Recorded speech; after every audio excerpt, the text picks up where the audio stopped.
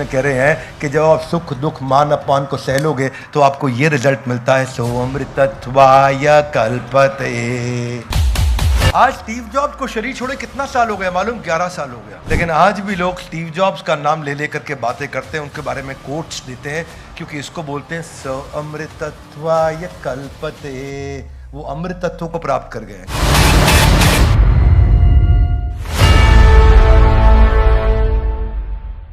तो आज के एपिसोड में हम चर्चा करेंगे दूसरे अध्याय का 15वां श्लोक। इससे पहले हमने पिछले एपिसोड में चर्चा किया था दूसरे अध्याय का 14वां श्लोक, जिसमें भगवान ने क्या बताया था कि सुख दुख सर्दी गर्मी ये टेम्पररी है, ये आएगा चला जाएगा, आगाम अपाइनो आएगा चला जाएगा, इसको टॉलरेट करना सीखो हे अर्जुन, इसको टॉलरेट करना सीखो हे अर्जुन। पर कलयुग के लोग हैं, हाथ आगे लाइए, क्यों टॉलरेट करें? भगवान अगले श्लोक में बताएंगे टॉलरेट करोगे तो क्या मिलेगा। तो इसलिए आज दूसरे अध्याय के 15वें श्लोक में चर्चा करते हैं। हाथ आगे लाइए, मिलेगा क्या? मिलेगा। जो भगवान बताएंगे पीछे जो आपने 13, 14 में समझा है, 11th में समझा है। 11th में क्या समझा है कि दुख करने वाली बात तो ही दुखी होना, हर समय दुखी नहीं होना। उन्होंने क्या बताया? आएगा चला गत्ता सूना गत्ता सून, जो है जो नहीं है। फिर आगे बताया सुख दुख मान अपमान। अच्छी बहुत बढ़िया बातचीत चल रही है। यहां बताया ये करोगे तो मिलेगा क्या? दूसरे अध्याय का 15वां श्लोक मेरे पीछे बोलिए, यम ही न व्यथयन्ते ते पुरुषम पुरुषर्षभा सम दुख सुखम धीरम सो अमृतत्वाय कल्पते। अनुवाद व तात्पर्य इसी भक्ति वेदांत स्वामी शिल प्रभुपाद जी के द्वारा शिल प्रभुपाद की हे पुरुष श्रेष्ठ अर्जुन, जो पुरुष सुख और दुख में विचलित नहीं होता, ये पिछले में बता दिया। सुख और दुख को क्या करो? इसको टॉलरेट करना सीखो हे अर्जुन। तो अब भगवान ने बताया जो नहीं होगा विचलित, जो इसको सीख जाएगा और दोनों में संभाव रख पाएगा, वो निश्चित रूप से स अमृतत्वाय कल्पते, यानी कि वो अमृत तत्व को प्राप्त कर जाता है। हाथ आगे लाइए, वो क्या है? अमृत तत्व मतलब मृत मतलब मर जाएगा, अमृत मतलब कभी नहीं मरेगा। इसके दो अर्थ होते हैं। एक अर्थ यह है कि वो भगवान धाम को मुक्ति प्राप्त कर जाएगा, और दूसरा अर्थ यह है कि इस संसार में भी वो अमृत हो जाएगा। हाथ आगे लाइए, वो कैसे? वो संसार से चले जाने के बाद भी लोग उसको उतना ही प्रेम से याद करेंगे जितना तब करते थे जब वो नहीं था, या जब वो था, और हो सकता है कई केसेस में उससे भी ज्यादा करें जब वो नहीं है। भगवान कह रहे हैं सुख दुख से जो विचलित नहीं होता वो मुक्ति का पात्र है, और liberation is the highest gift. लेकिन इस संसार का लिबरेशन भी है, उस संसार का लिबरेशन भी है, इसका भौतिक रूप भी है और आध्यात्मिक रूप भी है। आध्यात्मिक चर्चा आप कृष्ण से मिल पाएंगे, अपने भगवान धाम जा सकेंगे। भौतिक चर्चा इस संसार में भी आप अमर हो जाएंगे। आप तो नहीं होंगे, लेकिन इस संसार में लोग आप ही के पीछे से केवल आप ही की बात कर रहे होंगे और केवल आप ही को याद कर रहे होंगे। हाथ आगे लाइए, कैसे? कंसिस्टेंसी चाहिए। कम ऑन, क्या चाहिए? Consistency leads to permanency. One more time, come on, क्या? Consistency leads to everything will become permanent. Every good thing about you will become permanent जब आप कंसिस्टेंट हो जाते हैं। कंसिस्टेंसी की कमी है। Steve jobs was a crazy genius. बचपन में ही पैदा होने के बाद उसके माँ बाप ने उसको छोड़ दिया, किसी और ने उसको अडॉप्ट किया। अडॉप्ट करने के बाद में बहुत दिक्कत रही उसको आगे चल के। उसके बायोलॉजिकल पेरेंट्स तो नहीं थे साथ में। पिता के साथ मैकेनिक की तरह गैराज में काम किया। स्कूल से ड्रॉप आउट हो गए, उनको स्कूल नहीं मिला पढ़ने के लिए, पूरा छोड़ दिया बीच में। पर इतना ही नहीं, उसके बावजूद वो दुनिया के यंगेस्ट बिलियनियर्स में फोर्ब्स लिस्ट में उनका नाम आया। ये तब आया जबकि उनको पिता और माँ के द्वारा कुछ नहीं मिला था, और नई माँ और पिता के द्वारा भी कुछ नहीं मिला था। खुद से क्रिएट करी हुई वेल्थ में वो सबसे अमीर बने। उन्होंने मैकिन्टोश ग्रुप बनाया, नेक्स्ट कंप्यूटर बनाया, जिसको बाद में एप्पल के साथ मर्ज किया, लेकिन उनको अपनी ही कंपनी से निकाल दिया गया था। अपनी ही कंपनी से निकाल दिया गया। उन्होंने आगे चल के आईपॉड, आईपैड और आईफोन, तीन रेवोल्यूशनरी प्रोडक्ट्स भी क्रिएट करे, और वो आगे चल के एक rare form of pancreatic cancer, दुनिया का इतना पैसा उनके पास, उसका ट्रीटमेंट नहीं ले पाए, फिर चले गए। वो बहुत अच्छा काम किया उन्होंने। काफी कठिन परिस्थितियों में कितना आध्यात्मिक जगहों पे भटकते रहे, ढूंढते रहे, आध्यात्मिक ज्ञान भी ढूंढते रहे। भारतवर्ष आए, नीम करौरी बाबा, हरे कृष्णा मंदिर जाया करते थे वो यूएस में प्रसाद खाने के लिए, आप लोग को मालूम होगा सबको, जिसके बारे में उन्होंने एक यूनिवर्सिटी में बताया भी था कॉन्वोकेशन सेरेमनी के अंदर। And I would walk the 7 miles across town every Sunday night to get one good meal a week at the Hare Krishna temple. बात यह है कि जब कंसिस्टेंसी होती है, आज स्टीव जॉब्स को शरीर छोड़े कितना साल हो गया मालूम? 11 साल हो गया। कितना साल हो गया? 11 साल। लेकिन आज भी लोग स्टीव जॉब्स का नाम ले लेकर के बातें करते हैं, उनके बारे में कोट्स देते हैं, क्योंकि इसको बोलते हैं स अमृतत्वाय कल्पते। वो अमृत तत्व को प्राप्त कर गए। कम ऑन, क्या प्राप्त कर गए? वॉल्ट डिज्नी के बारे में सुना? Uncle vault. अंकल वॉल्ट जिंदगी में बहुत बड़े फेलियर रहे। हालांकि उन्होंने लेजेंडरी प्रोडक्ट बनाया मिकी माउस और डोनाल्ड डक, लेकिन वो बनाने से पहले लाइफ में बहुत स्ट्रगल रहा उनकी। जिधर जॉब करने गए वहां से निकाल दिया गया। एक जगह उनका जो पहला एनिमेशन था फ्लिप फ्लॉप, वो फ्लॉप हो गया उनका, जिसमें उनको नौकरी से निकाल दिया। बाद में लेटर हेड डिजाइनर बने। लेटर हेड डिजाइन करते हैं ना, हमारे यहाँ सौम्या मैम करती है। वो कंपनी बंद हो गई, फिर चली गई नौकरी उनकी। उसके बाद उन्होंने अपनी कंपनी चालू करी डिज्नी। क्रिएटिव स्किल्स थे पर बिजनेस स्किल्स नहीं थे। कंपनी बैंकरप्ट हो गई। कंपनी बैंकरप्ट हो गई, खत्म हो गई। अब क्या करे? अपने एक रिश्तेदार से $500 उधार मांगे, अपने भाई को नौकरी पर रखा, दोबारा कंपनी चालू करी डिज्नी ब्रदर्स। इस बार डिज्नी ब्रदर्स जब उन्होंने चालू करी, डिज्नी ब्रदर्स लेके आगे बढ़े तो जो उनका डिस्ट्रीब्यूटर था न्यूयॉर्क में, उसी ने उनके सारे एनिमेटर हायर कर लिए। सारे एनिमेटर छोड़ के चले गए, फिर बर्बाद हो गए। जब सब छोड़ के चले गए, तब पहली बार उन्होंने लेजेंडरी कैरेक्टर मिकी माउस तैयार किया, और आगे चल के उनको दुनिया का सबसे बड़ा Academy Award for the most visionary artist in the world का अवार्ड मिला। And then this is what Walt Disney आज जो दुनिया को मालूम है। आज तो वो संसार में नहीं है, परंतु सो अमृतत्वाय कल्पते। ऐसा व्यक्ति अमृतत्व को प्राप्त कर जाता। हाथ आगे लाइए। Consistency, permanency. कंसिस्टेंसी का कितना बड़ा रोल है, इतना बड़ा रोल है कंसिस्टेंसी का, समझ में नहीं आता।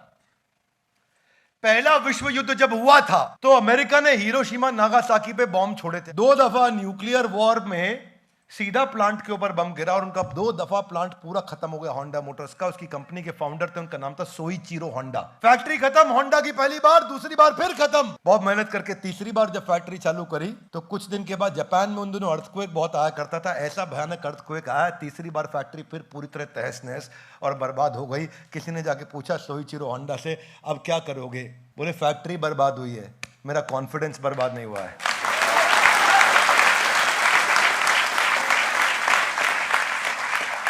Consistency leads to permanency. One more time, come on. क्या? Consistency leads to. हाथ आगे लाइए, पिछले श्लोक से हाथ आगे लाइए। आगाम अपाइनो, सुख दुख आएगा, इसको टॉलरेट करना सीखो हे अर्जुन। अर्जुन टॉलरेट करना सीख गया, तो अब क्या है? अमृतत्वाय कल्पते। संसार में भी अमृतत्व मिल रहा है। मैं तो खुल के बोलता हूं। कई लोग बोलते हैं भगवत गीता में भगवान का ज्ञान है, तुम क्या सिखा रहे हो संसार का ज्ञान? अरे ये यूनिवर्सल किताब है, ये चिंतामणि है, ये कल्प वृक्ष है। इससे जो सीखना चाहो सीख लोगे। जिसने गीता अप्लाई करी, संसार में भी जीवन अच्छा और संसार के बाद भी जीवन अच्छा। आप दोनों लोकों में सफल हो जाएंगे। प्रॉब्लम क्या है कि आज के लोग केवल ये बता रहे हैं कि ये आध्यात्मिक धार्मिक किताब है, इसलिए सब लोग पढ़ते नहीं। अरे भाई, इस संसार को, इस जिंदगी को भी अच्छे करने के लिए यही किताब चाहिए, और अगली जिंदगी को भी अच्छा करने के लिए यही किताब चाहिए। ये संपूर्ण है, इसीलिए यह भगवत गीता है, क्योंकि यह भगवान का दिया हुआ गीत है। यह पहला गीत जो गाया था भगवान ने। फेलियर का सबसे बड़ा उदाहरण दुनिया का कौन है? Thomas Alva Edison. कौन है? किसी को नहीं मालूम बल्ब नाम की कोई चीज हो सकती है, क्योंकि उसका कोई रेफरेंस पॉइंट नहीं था। क्या मेरी बात समझ आ रही है? सबको लगता था ये संसार मोमबत्ती से चलेगा। तब तक बल्ब नाम की कोई चीज सोची नहीं गई थी। पहली बार उसने सोची, 1 बार, 2 बार, 10 बार, 100 बार, 500 बार, 800 बार, 900 बार, 999 फेलियर के बाद बल्ब बनाया। Loudly yes no? नो, 999 नहीं, 1999, 2999, 4999, 9999 फेलियर्स के बाद थॉमस अल्वा एडिसन ने वो बल्ब आज जिसके नीचे बैठे हैं उसने आविष्कार किया। उसको पत्रकार ने पूछा, आपके अंदर इतना फेलियर की क्षमता आई कहां से? आपके अंदर इतना बार फेल होने की क्षमता कैसे आई भाई? बोले, मैं तो कभी फेल ही नहीं हुआ। बोले वो 9,999, ओ वो मैं 9,999 तरीके सीख गया था जिनसे बल्ब बनता नहीं है।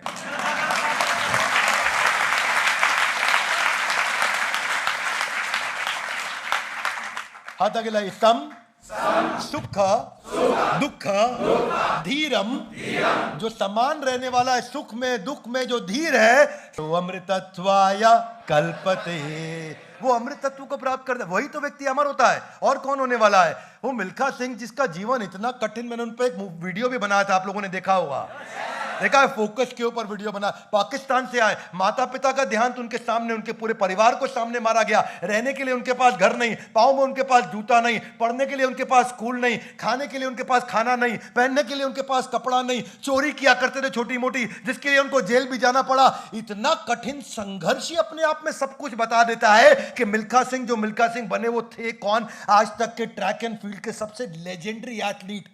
सो अमृतत्वाय कल्पते, आज हमारे बीच में नहीं है, लेकिन आज भी उनकी तारीफ कर रहे हैं। Would you agree with me loudly? Yes no? Shrimati Lata Mangeshkar, कुछ दिन पहले उनका देहांत हुआ। क्या लगता है आसान था जीवन उनका? वो बोलती थी इंटरव्यू में, लता की समस्या केवल लता को ही मालूम है। लता मंगेशकर की जो तकलीफें हैं वो उसको ही पता है। उनकी अपनी छोटी बहन, सगी बहन आशा भोसले, उनके अपने सेक्रेटरी के साथ चली गई थी। छोटी उम्र से उनको काम करना पड़ा। मां का उनका देहांत हो गया था 13 साल की उम्र में। घर में पहली बार काम करने वाली लड़की थी वो। बहनों में बड़ी थी। 70 साल के अंदर 1000 फिल्मों में 36 भाषाओं के अंदर उन्होंने अपनी मधुर आवाज से गाना गाया था। कभी शादी नहीं करी ताकि अपने परिवार को चला सकें। ये थी लता मंगेशकर। जिंदगी में बहुत स्ट्रगल किया उन्होंने। अपनी पढ़ाई पूरी नहीं कर सकी। 1963 के अंदर हमारे देश के तत्कालीन प्रधानमंत्री, उस समय इंडो चाइना, इंडो पॉक 2 बार वॉर्स हुए थे, आपको याद है? 63-71, यस नो? अभी वॉर खत्म हुआ था। वॉर खत्म होने के बाद उन्होंने हमारे देश के शहीदों के लिए गाना गाया था। जवाहरलाल नेहरू की आंखों में आंसू आ गए थे। मेरे वतन के लोगों, जरा आंख में भर लो पानी, जो शहीद हुए हैं उनकी इतना रोए थे उस समय प्रधानमंत्री। उस दिन के बाद वो बहुत पॉपुलर हो गई थी। भारत रत्न है आज, Guinness book of world record में उनका नाम आया था। पर इस श्लोक को आप उनके आखिरी जो उनके देहांत पे गाना गाया गया, उससे आप समझ सकते हो क्या था वो गाना। नाम गुम जाएगा चेहरा ये, मेरी आवाज घर याद रहे। दिस इज वो कृष्ण सिंह। सो अमृतत्वाय कल्पते। ऐसा व्यक्ति अमृतत्व को प्राप्त हो जाएगा। ऐसा व्यक्ति, आज से 90 साल पहले की बात बता रहा हूं, 3 गोल्ड मेडल भारत को दिलाए थे किसी ने, जो जादूगर था। 3 ओलंपिक्स में गोल्ड मेडल भारत के जादूगर ने दिलाए थे। लांस नायक बाद में बना था मेजर ध्यानचंद। मेजर ध्यानचंद ऐसे जादूगर थे। नीदरलैंड में भी उनकी हॉकी तोड़ी गई थी, ये देखने के लिए कि चुंबक तो नहीं है इसमें। जर्मनी में उनकी हॉकी तोड़ी गई थी, ये देखने के लिए चुंबक तो नहीं है उसमें। ऑस्ट्रिया के अंदर, ऑस्ट्रेलिया नहीं बोल रहा, यूरोप में ऑस्ट्रिया के अंदर 4 हाथों में हॉकी देकर के उनकी मूर्ति बनाई गई, ये दिखाने के लिए कि एक हाथ से नहीं, ये 4 हाथ से हॉकी इतनी तेज चलाता है। जो इंसान 4 हाथ से चलाएगा उससे ज़्यादा तेज ये एक इंसान 1 हाथ से चलाता है। 1928 के अंदर एम्स्टर्डम में, 1932 के अंदर लॉस एंजलिस में और 1936 के अंदर बर्लिन में 3 बार भारत को गोल्ड मेडल दिलाया था। हिटलर भी उनका बहुत कायल था, पूरी दुनिया उनकी कायल हो चुकी थी। सबसे सक्सेसफुल कैप्टन थे हमारे। आजकल जो हमारे इंडिया और पाकिस्तान का भी एशिया कप का मैच हुआ, हमारे बैट्समैन जितने बल्ले से रन बनाते थे उतने ही हॉकी से गोल मारा करते थे। इन्होंने अपने करियर स्पैन में 1000 गोल मारे थे। इनको ना बोला, मैग्नेट मैन बोला जाता था वहां पे अखबारों में इनको। मैग्नेट मैन ऐसे थोड़ी बन जाता है, जो तपस्या करी नंगे पांव खेलते थे। ये जो तपस्या इन्होंने रेत के अंदर नंगे पांव खेल खेल करके 16-16 घंटे सवेरे 4 बजे चालू करते थे और रात को 8 बजे खत्म करते थे। 16 घंटे की प्रैक्टिस पे गोल्ड मेडल आया था भारत में। सारी सुविधाओं के अभाव के अंदर ध्यानचंद ने टीम तैयार करी थी।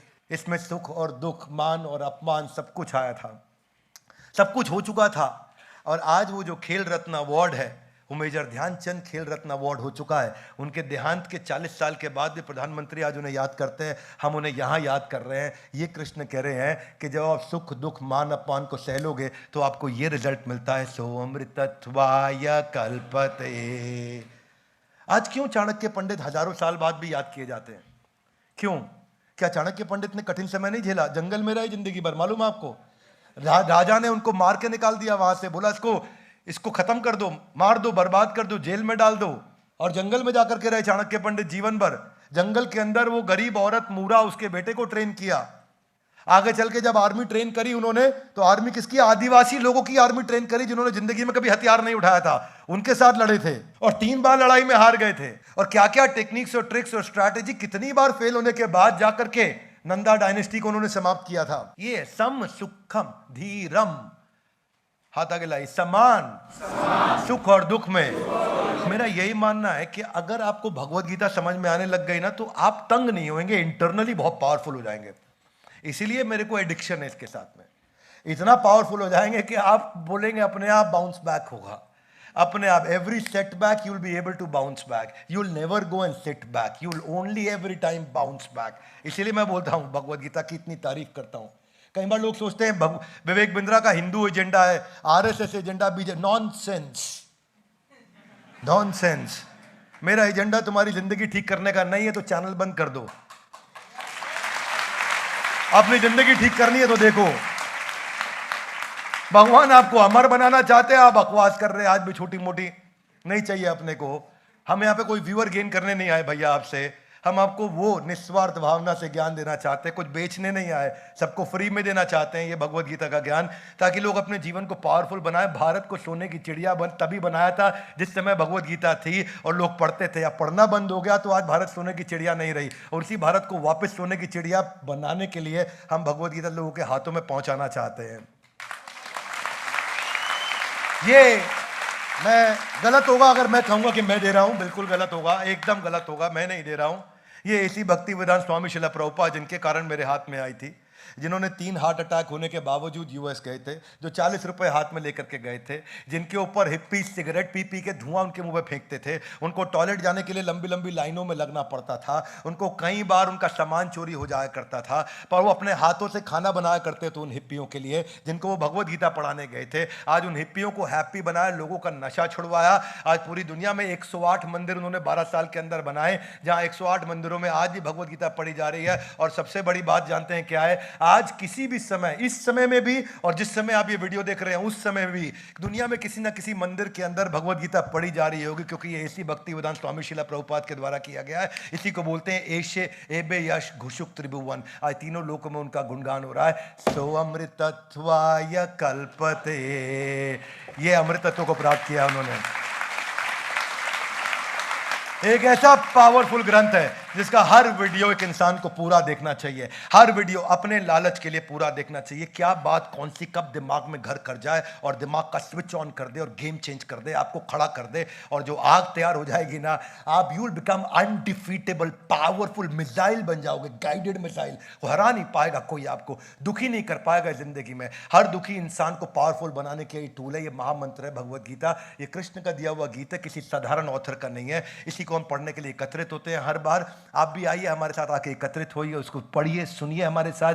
ग्रंथराज श्रीमद् भगवत गीता की।